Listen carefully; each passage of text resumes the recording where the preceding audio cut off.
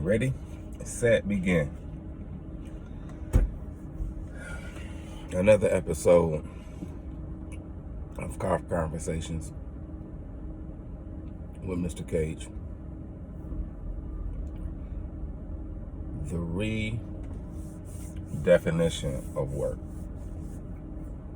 Once again, if you want to learn how to go through the process of redefining this term we call work, which will equate to your financial freedom and your liberation and a higher quality of life, type work in the comment section.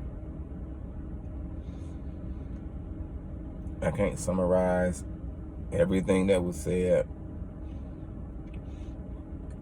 in part one, but I think that my point of emphasis and the highlight was that we cannot, please hear me when I say this, we cannot work the same when the economic landscape has changed. I want to share something with you. And this is how conditioned that we are. Because most of us came through the public education system. Most of our parents were employees in a traditional sense, whether they were hands-on, tactile learners and appliers of what they learned, or if they were in some type of medical field. Maybe your parents went to work and they dressed up in a professional suit and tie every day, and they used more of their mind than their hands. In any case, most came through the public school system. Therefore, when we hear the term, we gotta work different, subconsciously, what comes to mind is service. Is Mr. Cage or Coach Cage, he's saying I gotta work different. Does that mean that I get another job? Does that mean that I work more hours? Not saying that at all. What we will talk about is the redefinition of this term. We may touch on that in part 3, but in this part, I'm encapsulating what we discussed last session, or last conversation with Mr. Cage, the redefinition of work. I'm saying that we have to work differently. However, one of the key components for us to work differently is to see the term differently, to redefine it. But that's for part 3. And we have to discover our gifts. Discover our talents. Refine our skill set. And add to the portfolio of experience. I'm only going to discuss with you about gifts. I'm going to use talent and gift statement. Then I'm going to go into gifts. Then we'll discuss value.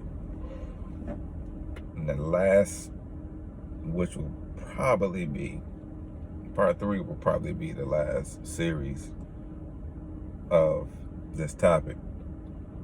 But once again, if you want to learn how to for financial freedom,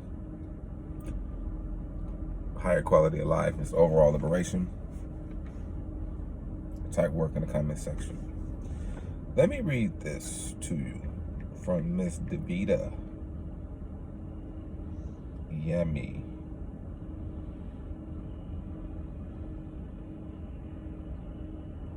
Alkaline. I wish I had her book with me, so I could use her book as a reference point, but it's okay. You spell, well, her name has changed. But in any event, I'm still want to give citation and honor where honor is due. It reads, what comes natural to you? Think about that. What comes natural to you? Some things come natural to us. They just seem to flow from us. I would say flow through us. Other things simply seem like hard work. The areas in which you naturally flow are the areas that you have been graced.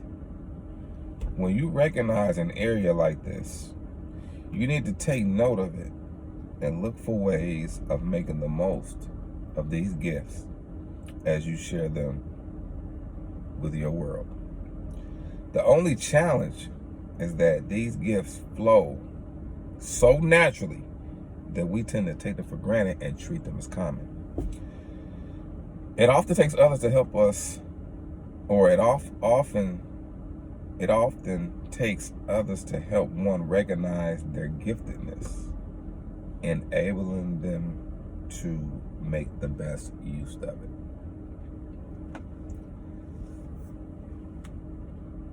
Our gifts are not ours.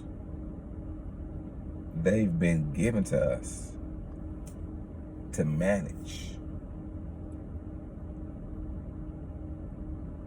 as service and product, because services should equate to products, whether they be tangible products with physical presence or intangible that lack physical presence. We'll talk about that in part 3. Our gifts are for service to, in a watered down sense, as I express this to you, to better the lives of people. That doesn't have anything to do with monetary gain. It can equate to monetary gain, but listen, especially young people as you're watching this, but that's not the primary motive. One of the motives, one of the components is to help people better their lives. The quality of life should change when they come into contact with us, when we have to discover our gifts. Remember, your gift is what comes naturally to you. But so many times in the education system itself, and I work within that system, so I do understand that system.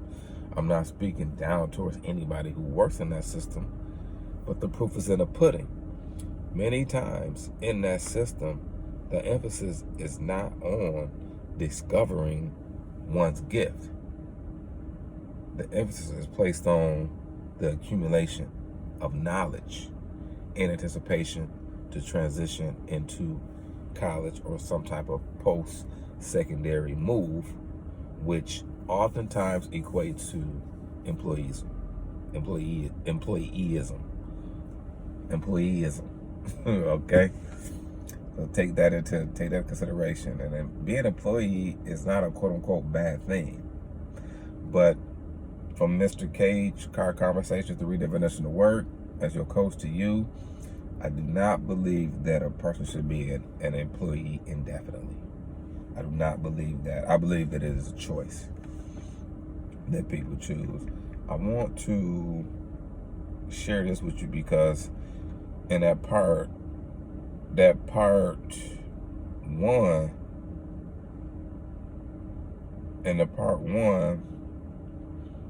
I touched on spending versus investing. I want to quote DeVita again, just to give you some clarity on that, and then I want to go into value.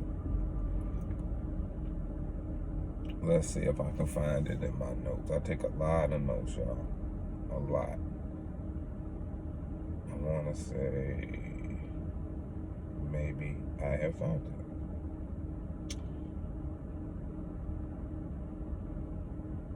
Because there's a difference between spending time and investing it. Let me see if I can find it. And I want to touch on value too. Thank you for being patient. Here we go. All right, type ready. Type ready in the comment section. Type ready. READY. These are like critical. This is critical stuff. This is critical stuff. The redefinition of work. Car conversation with Mr. Cage. This is Miss Davita Alkaline. Her last name is spelled ALKANLE. I think it's Alkaline. When you invest your time, you often use it to create value. That can keep you on. When you invest your time, you often use it to create value that can keep on producing for you. Without your physical presence, that's my additive. Without your physical presence. For example, if you work on a job, save up some of your money to invest it in property, real estate, your time is invested. Your time is invested. However, if all you do is work for a job, to a large extent, your time is spent. As it may not be able to continue to produce for you. Context. What is she saying and what is my interpretation? What she's saying is, if in a traditional job situation, if I go to the job, which most call work, we're going to redefine that in part 3. I go to the job to work.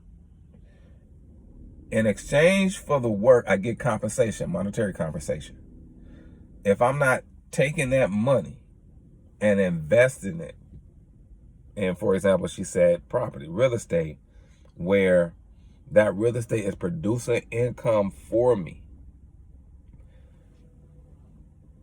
if I'm not going through that experience, then I am spending time. And when you spend time,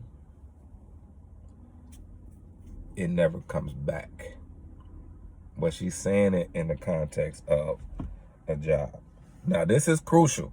This is connected to the point where I kept harping and emphasizing we have to work differently. And this is why. And this is me quoting the rest of what she was saying. Because the value of money we have is constantly decreasing. If you were employed about 5 years ago, you were being paid $20 per hour, which is not true, and I'm going to share with you on the next video why. You will be receiving less for the same value you were employed to give as a result of inflation. You will be receiving less for the same value because of inflation. 5 years later, your expertise should have developed over time. So you're probably given a lot more than what you're being paid. When you go to work, you are supposed to be giving value in exchange for value. See, she is specifically talking about service.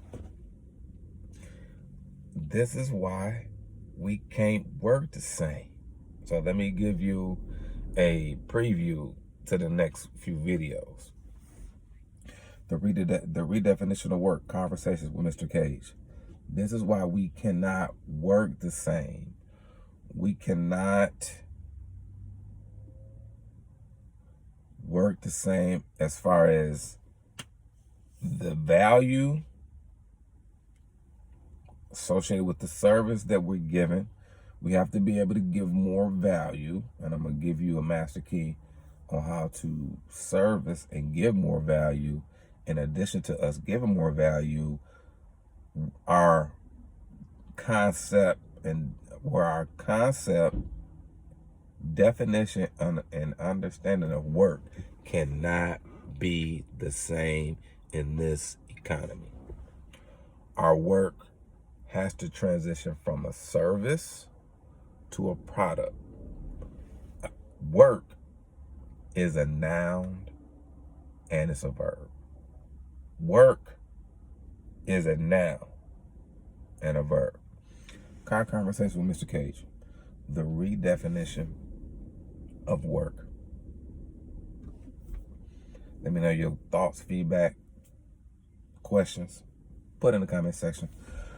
Or wherever you're watching this video, whatever platform, whether it be YouTube, Facebook,